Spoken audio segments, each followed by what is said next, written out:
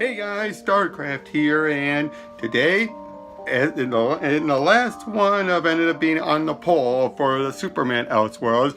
Some of you guys still want it, and you're still gonna get it, and it's gonna be Superman Last Son of Earth, issues 1 and 2, and Superman Last Stand on Krypton. And basically, this inverts the entire Superman origin. Rocketed from the ship from a doomed planet of Earth, he and young Clark Kent ended up crash landing on and was somehow sent into across the universe to another planet known as Krypton, where he crashed on it and was founded by Jor-El and Lara, who raised him as their own until he became Kal-El. I'm not kidding. That's pretty much how it goes. But how do we get there? How does, if he's Clark Kent, that means you have Jonathan and Martha, how do they send him out into space when they're just lowly farmers? Well, that's a question Steve Gerber asks, and there's a lot of changes getting there, but they're changes that actually make sense. These are not just radical out there, it's not like Superman, the dark side, where, oh, we have to make Krypton being completely its own unique entity so we can have it all work. No. This is actually a case where we start off differently. First, we open up with something that Martha would never say in any other version. She finds out she's pregnant. The artwork by Doug Wheatley, by the way, is very good. Very detailed. If I'm not able to get good enough images, I'll put scans up here. But if not, I hope you can see it. But yeah, she goes to see Jonathan, who actually is a professor of astrology and all, and among other things. Yeah, astrophysicist. She's an astrophysicist. And basically she tells him, we're going to have a baby. And he breaks down upset. He's like, no. And I love how she says this. What is the matter with you? I thought you wanted a child. No, that we wanted a child. I tell you I'm pregnant and you act like I'm a terminal case. Not you. The Earth. The entire planet, including our unborn child, is terminal. We'll be lucky if we live to hear our baby's first cry. Basically, he reveals an asteroid the size of a small island is headed for Earth. He can't even gauge the velocity. Its red and blue distortions indicate a bizarre double shift, as if the thing was moving both towards and away. Unfortunately, because of that, anyone else who would see it thinks, oh nope, it's nothing to worry about, but he is very sure of himself. And basically, yeah, everyone on Earth is already worried about their own wars and everything. And here's the line that kind of indicates how Jonathan became an astrophysicist. Like, I'm looking at Professor of Astrophysicists, my husband, one of the top men in his field, but I'm hearing somebody else. Some farm boy from Smallville whose father made fun of him for wanting to go to college. Dead 11 years and he's still sneaking at you from the hayloft of your mind. Yeah, that's basically Jonathan in this universe went to college instead of being a farmer, and he ended up becoming an astrophysicist and one of the best in his field. And yeah, he tries to basically warn everyone, and basically, but unfortunately, no one will believe him. And even when he's starting to, figure out what to do, Martha tries to make the crib, and he just snaps, even saying like, I am not a madman. And but she even says, Martha says, I can't give up hope. And even he admits he's sorry. He's panicking. So what does he do? He liquidates all of his assets, even the townhouse. And yeah, basically he decides he's going to start working on, he even takes out a loan and everything, doing experiments off campus to make a rocket. And eventually, baby Clark Kent is born as they're getting ready. And I love this. You have a much younger Perry White trying to tell his boss, the editor, saying how, I love this. Are you crazy? It's as plain as the nose on Nixon's face. And basically, he's just trying, Perry White, basically, he quits because he doesn't want, and he wants to report it, and his boss is saying, no, we can't do that. And but then he's like this. Again, the artwork here is great. Just look at it. Yeah, that's Perry as a young man. And I love what he says. Maybe that was a mistake. Now I've got nothing to do with myself till the end of the world. And then 1 week later, they realize they don't have much time. They can't fit anyone else in there. And so they put young Clark in. And thankfully, the rocket takes off just in time when the asteroid hits. And the meteorite hits. Now you think, oh, it landed right next to them and they were incinerated. If you're hearing that, that's rain in the background. I hope it doesn't get too bad, but yeah, you think that's what it is, but nope, not at all. Then eventually, it looks like as they're going through space, it hits a wormhole. Well, how else? Jonathan wasn't able to make such type of warp drive engine, so of course you need a wormhole to explain it. And eventually, the ship starts to careen off course. Well, whatever course it was on. We then are on Krypton. As young Jor-El is studying their history, when all of a sudden something crashed, causing an earthquake. He then the transmission was interrupted at the library, and he's in the library. As he's leaving, he comes upon young Lara, who stumbled over, and he offered. Now, here's the thing you gotta remember. This is the John Byrne version of Krypton. Because of that, this is a place where they wear exoskins over their body. They almost never touch. They're very cold, sterile. They went through a Clone Wars. Nope, not going to make a pun. Not going to make a pun on that. But basically, yeah, they went through an entire Clone Wars. And that's what they did. They were a species that extended their life by making clones and then chopping up the pieces to when they needed new ones. Which, when you think about it, is barbaric, but and actually led to a civil war.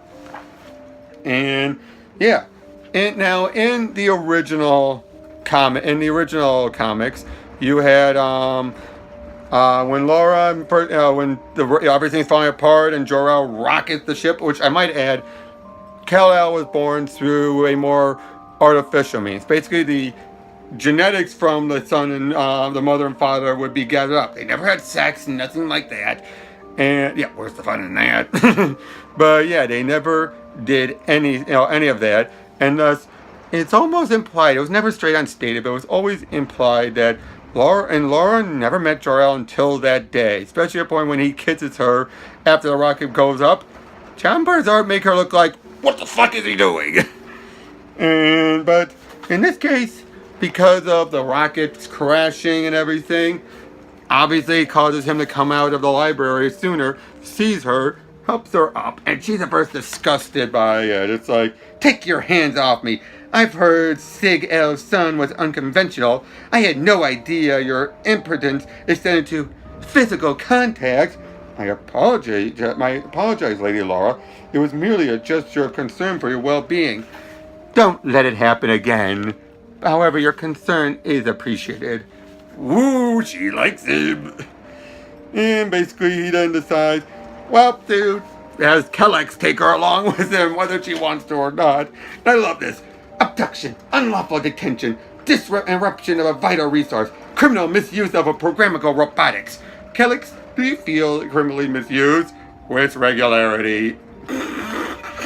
Again, Gerber's always great with dialogue. Always has been. And when you see him writing this, you just feel like, this still both fits the characters, and yet at the same time, it's just, it's both it's also hilarious. Anyway, they come through to the crash site. As Kal-El tells them, there's a life form. So what does Jor-El do? Removes the looser fabric of his suit, goes on down, starts digging through the dirt until they find baby Clark. Yeah. And he picks up the child, and Lara's completely like, it's like, you're touching it, and touching his naked skin. And yeah, basically, and young Clark, he's having a hard time breathing, which makes sense given how Krypton's always had a tougher gravity. And eventually, they take him back home. Jor-El is deciding to keep it a bit more of a secret, although I do also love this. Kal-El, exit the century logs, delete all entries pertaining to the child. May I remind Master Jor-El that house logs are considered official documents, subject to inspection by the elders of Krypton, to which Lara says, do you truly believe he cares about the law? He already forsaken common decency. But yeah, basically they decided to try and help the child out. And again, Lara is constantly sticking to the old ways, whereas Jor-El is being more unconventional. And again, just the dialogue here is just so good. When he points out how their skin and Clark's skin is obviously thicker than theirs because he doesn't need a second skin, and he's been able to survive stuff that would make Kryptonian skins be more break easily. I love it. I did not realize you held your own species in such contempt. You seem contemptuous of all other species. What's one more? Furthermore, critique is not contempt, Lady Lara. And basically then we find out that they say half a solar cycle. So if we go by Earth's months, about 6 months or half a year. He's been keeping an eye on young Clark. As he doesn't know the name, of course. Unlike in the case of with coming from Krypton, there was no documents, nothing to continue over. But anyway, yeah, he's basically put in this little environment that Jor-El will slowly over time increase the weight until until Clark is able to accept, is able to walk around freely without being, crushed. Suddenly, Lara shows up, and she's, to quote Kal-El, quite agitated. And I love it, like, perfect, sensualist. It wasn't enough to just put your hand on me, was it? I am pleased to see you too. You manipulated the data, didn't you? You arranged for us to be chosen, but I won't allow it. I would remove myself from the Matrix before I allowed them to mix with. Then she gasps, and the look at her face, Doug Whitley's artwork, just look at that face. She's like, although it kind of doesn't follow up what happens next, as she is overjoyed to find out that the young child is actually doing all right. Now that smile also tells something different. And I just love it though. He's already a few months old, and he basically says, Lara. Like, it speaks. No, not. Oh, hold on a second. Sorry about that. Like, not until now. Your name was his first word. Okay, that's actually sweet. Then later on, they go over to, they meet up with the council, of which Jor-El's father is a member of. And I love this. When he meets up with one woman named Lara, he says, I am pleased at this union of the House of El with my granddaughter, the Lady Lara. Ah, that would explain much. Then Lara decides to spill the beans about what Jor-El has kept, and they take him to see young Clark. Although then he decided, because they decided, you two shall have your genes mixed, and thus they create the newest life. Because basically, at this time, Kryptonians can live for on and on and on because of how long they prolong their life. And then, eventually, but once this option, and once it is their turn for this, Jor-El even says, I have another child in my care. And basically, when they ask, what do you plan on doing? He says, I plan on raising him as a Kryptonian, take place in Kryptonian society. I shall name him my heir. And I shall name him Kal-El. And then, again, I just love how there's, he even asked Lara, and then too, I was like, what would you expect of me as the child's mother? And participate in his socialization process. Assist with his education. Teach him to be a proper Kryptonian. Unlike his father, you mean? It would please me if the child's life were less difficult than my own. I cannot find fault with that sentiment. I will consider it. Again, I just love it how in this new universe, because they were able to meet up much earlier, there's already starting to be a bit more of a connection between these two. We then cut to years later, as young Kal-El now is studying the Clone Wars. Again, not gonna make a joke. And basically what brings up with I just forgot what it's called, black something. It was a black something, some type of device that was ready to be dropped down and destroy Krypton. but they were able to stop it. Now, by this point, young Kal-El is wearing an exosuit. And then he starts asking questions, bringing up about, his own sense of like saying, I don't blame him. When they got her sick, they just hacked up the clones for spare parts. Then Jor-El points out, you're thinking like they did, and that's what led to war. Then he starts asking, like, what was Krypton like before the clone banks? They were completely lost. No one knows. And basically, Kal-El is asking him questions, because this is, given how he was already a baby and growing up by this point, as opposed to being put in a gestation matrix and growing up much longer, like in the original comics. You're actually having a Jor-El that's having to listen and talk to him a bit more.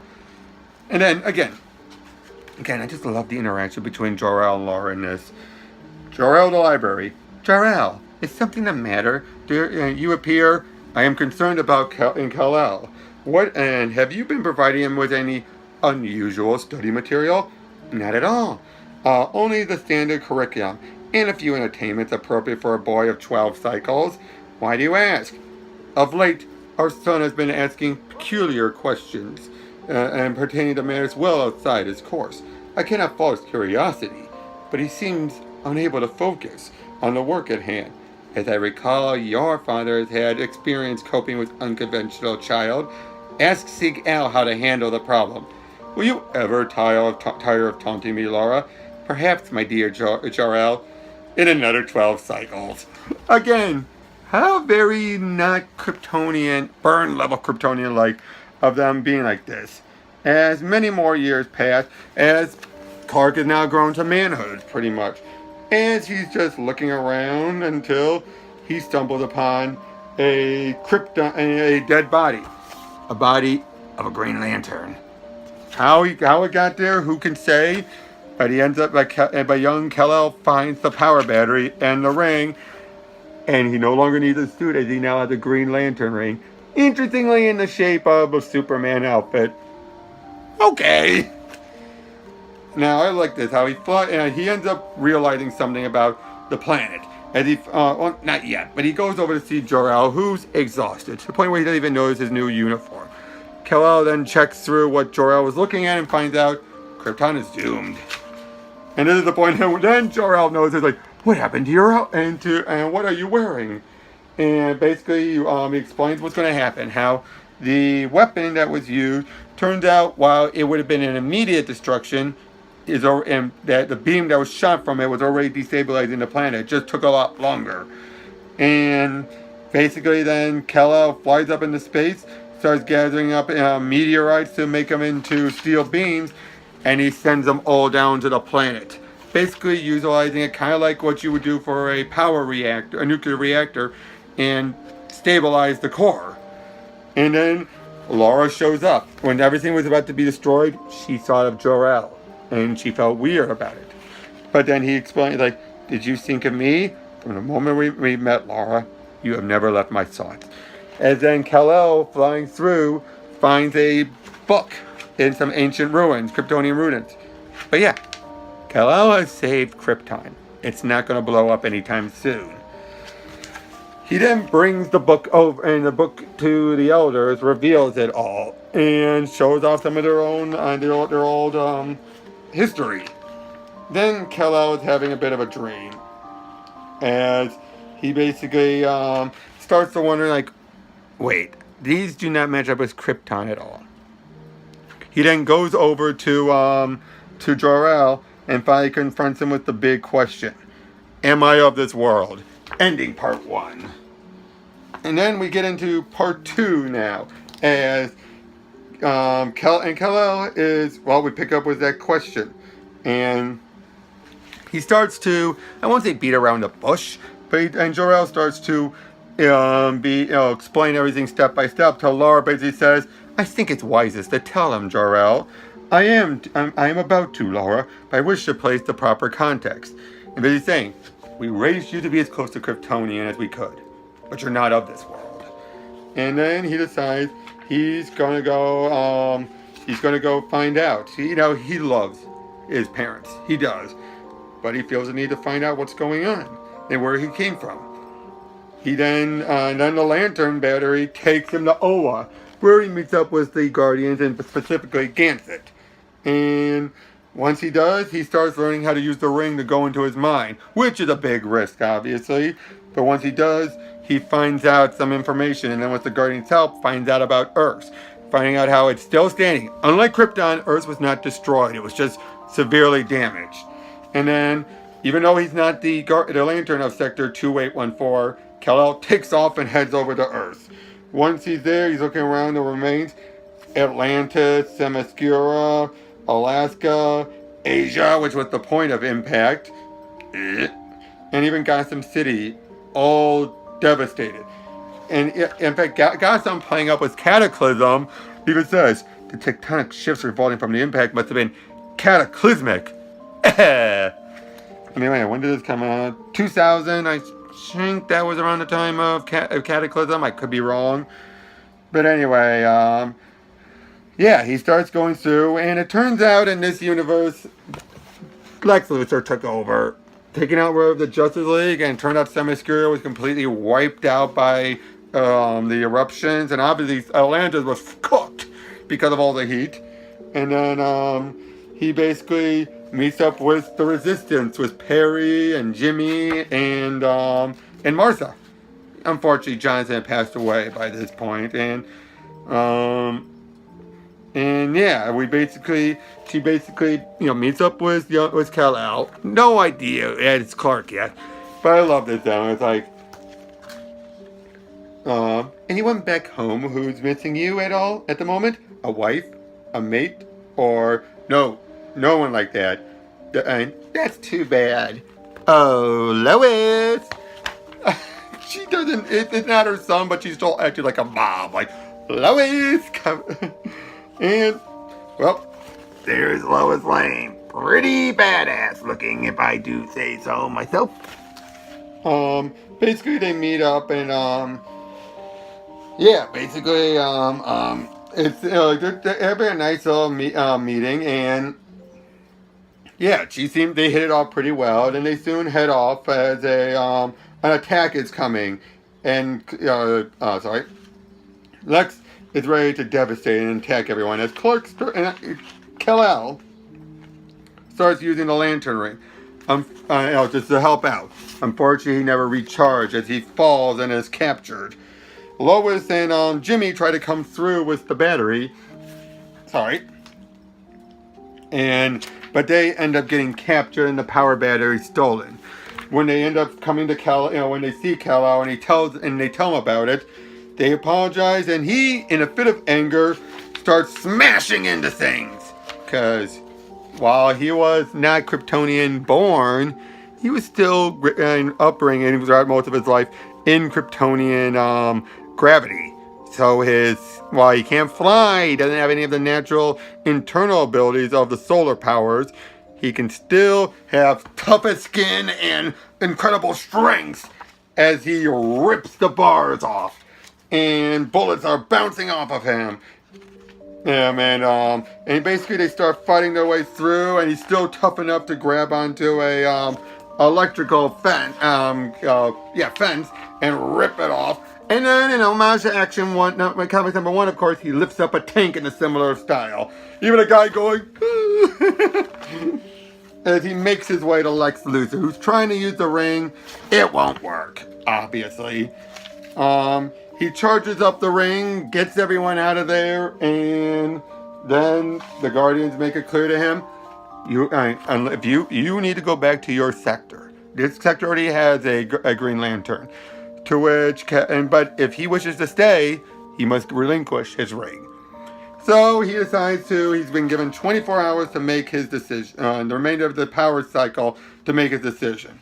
So what does he do? Starts making a bunch of robots similar to Kellogg's to clear out the atmosphere, starts doing as much repair as he can to the entire planet, and then even brings the library from Themyscira over.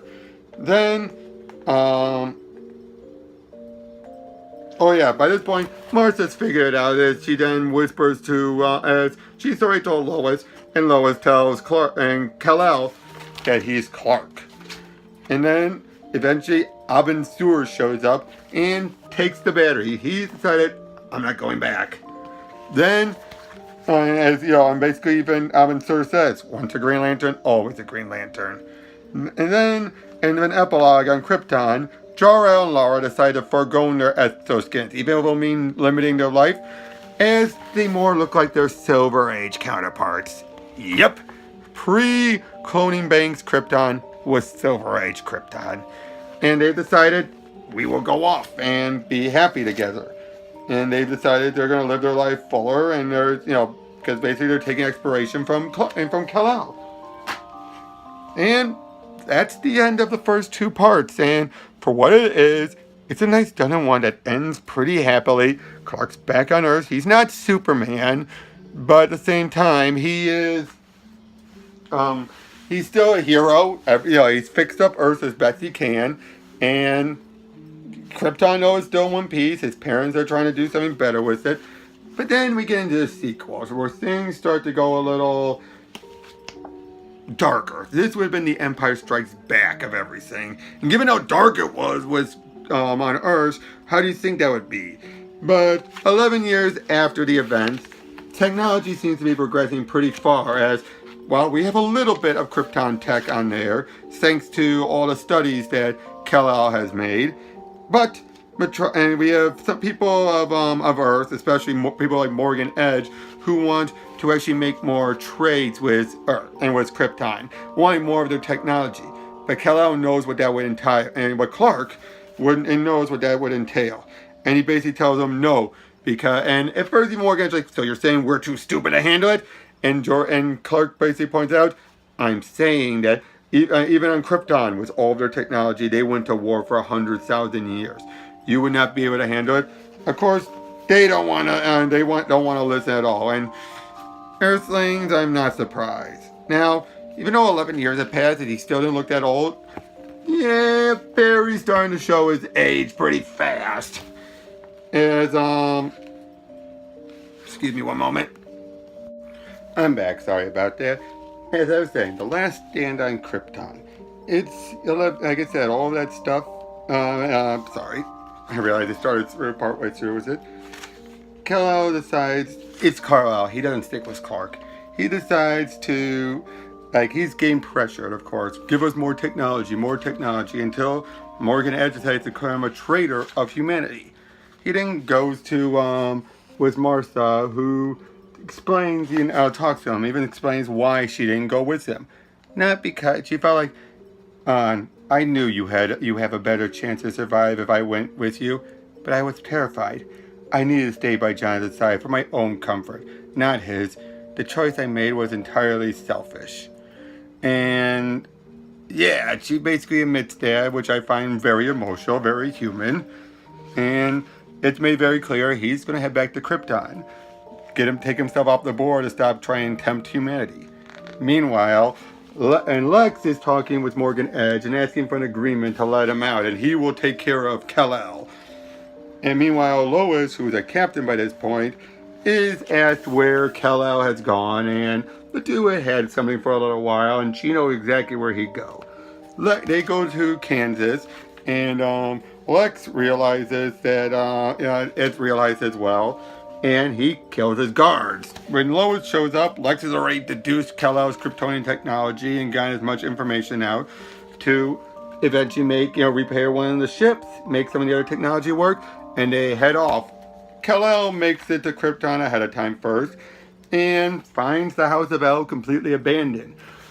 And his father's not there, and his grandfather is nowhere to be seen, but it turns out he's gone to meet up with the council, to meet up with General and with Zod to make him a general to help out, because in the time between the first two and in those 11 years, Jor-El and Lara has taken some of their scientists and philosophers and all that and started to rebuild Krypton's society, trying to make it more flourish, recreate plant life, animal life, make it not be a barren wasteland, even if it means shortening their lives. And basically, the council don't like it. They're very dogmatic. They want to stick to their old ways. And they go to Zod and basically said, help us, we will, and help us. And and stop all this heresy. Stick to Krypton's current traditions, because they fear that if they go back to the ancient ways, it's going to just start up the wars again. Kal-El again meets up with his adoptive parents. That's kind of weird to say, and they basically explain things, how everything that's going on. Like I said, they've resurrected plant life, animal life through the cloning processes. Then Sig-El contacts Jor-El. Basically explains, like, you dare do this. You basically wagging. Oh, it seems like he's wagging the finger, and that's what Jor-El thinks it is. Even when Kal-El shows up, basically saying we should have dissected you when we had the chance. And basically at the end of all, he just says, you are no longer my son.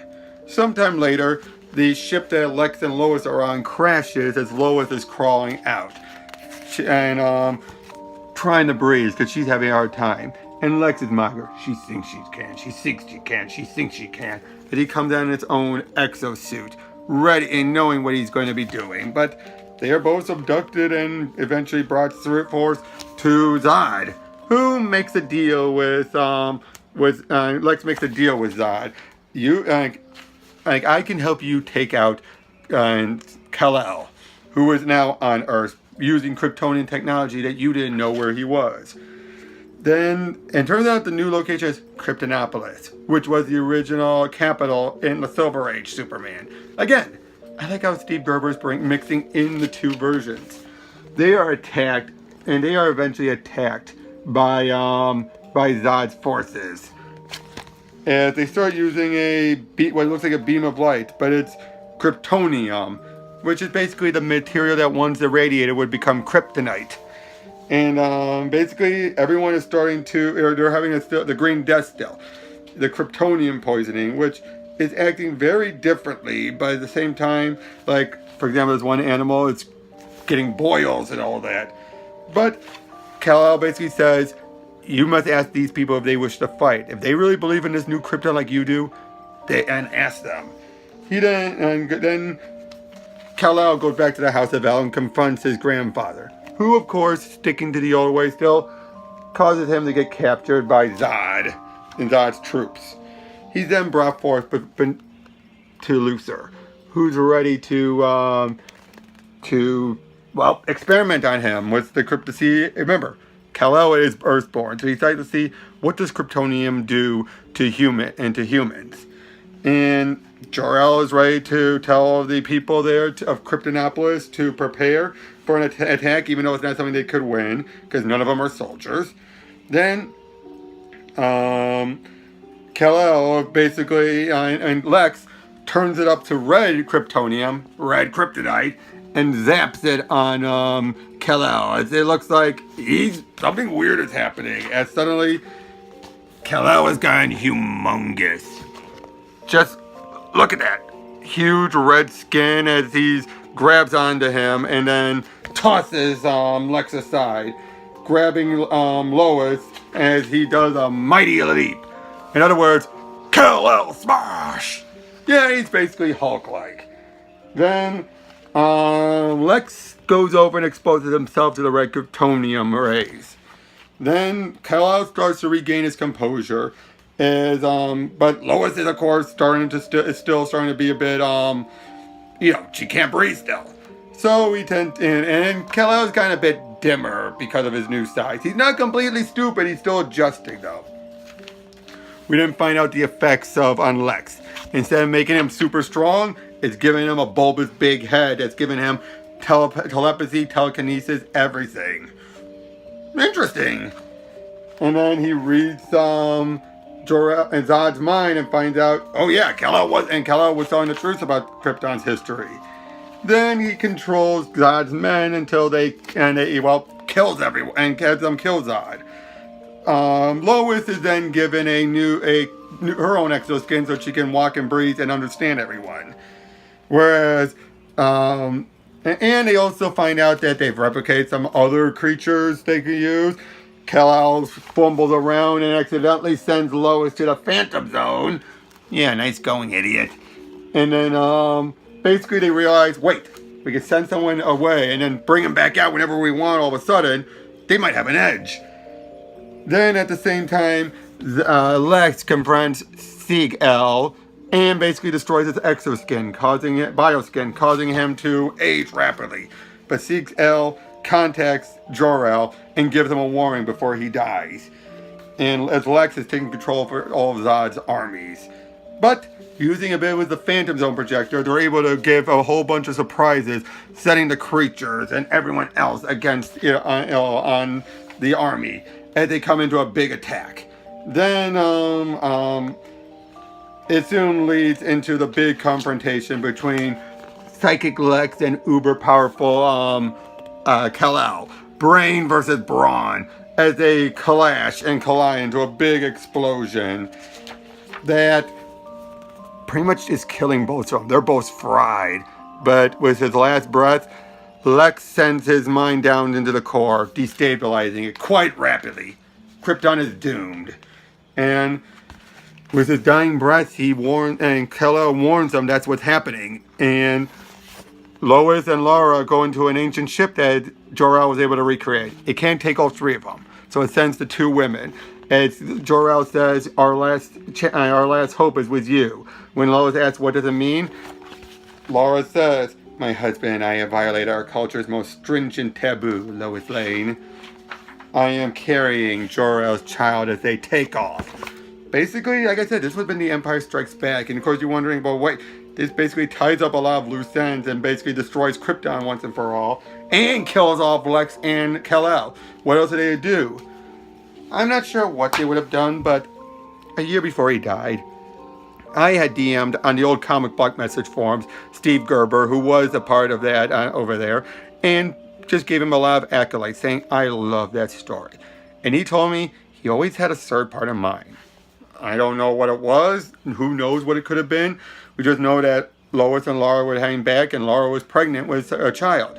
They might have named him Clark, Kal-El, something else, and he probably might have been the new hero. Who knows, but I wish we would have found out before Gerber passed away. Never got made. Again, he never hinted off to what it was about, but this is still one of the most original Elseworlds. Now, I think there's one out there that's still even more original in its execution, but this took the idea and especially playing off of John Byrne's Krypton, was really able to turn it on his head and expand it and actually do some stuff you never thought of before. Again, Jor-El and Lara, I love everything that was done with them. How he was able to take them from the cold, sterileness of it and then reveal that given enough chances and Krypton survived more, they would have eventually fallen in love. You reveal that ancient Krypton's past was more like the Silver Age, move on from there, and then find out well, what would this happen if this all clashes? Yeah, the Last Son of Krypton felt like the most logical expansion from where Last Son of Earth continued, and the only downside I have with it is that it feels like in the Last Son of Krypton, it was less about Kal-El. It was more about everyone else around him following but Kal-El really didn't serve much of a purpose. It felt more like it was Jor-El, Lara, Lois, and Lex. With a bit of Zod, but it just felt like it was more about Jor-El and Lara than anything else. Which, I don't know how to feel about that, since this is supposed to be Superman's story, and he is a part of it, but it's like he's not having a major part. But either way, though, it is a classic Elseworld, great artwork, great storytelling, good humor, great characterizations. Everything about it is just so incredible. Well, tomorrow I'll probably be getting along to talking about Ronin. That's going to probably be a big one. I might talk about something else. As I always say, who knows what I'll go on about. But until then, I'll catch you all later. Take care.